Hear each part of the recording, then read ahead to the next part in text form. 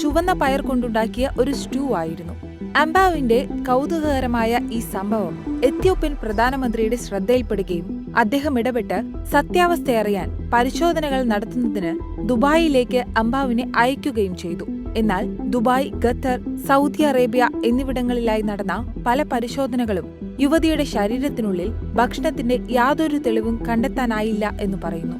Drew ബിൻസ്കി എന്ന online അപരാനാമത്തിൽ അറിയപ്പെടുന്ന Drew Goldberg എന്ന അമേരിക്കൻ ട്രാവൽ ബ്ലോഗറുടെ വീഡിയോയിലാണ് ഇവർ ഇക്കാര്യം പറഞ്ഞത്.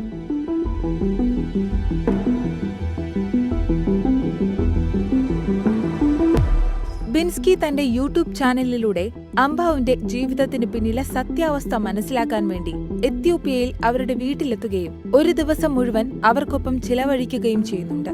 അംബാവുമായി നേരിട്ട് അഭിമുഖം നടത്തിയ ബിൻസ്കി യുവതിയുടെ ജീവിതത്തിന്റെ കൂടുതൽ വിശദാംശങ്ങൾ നൽകുന്നു. അംബാവ്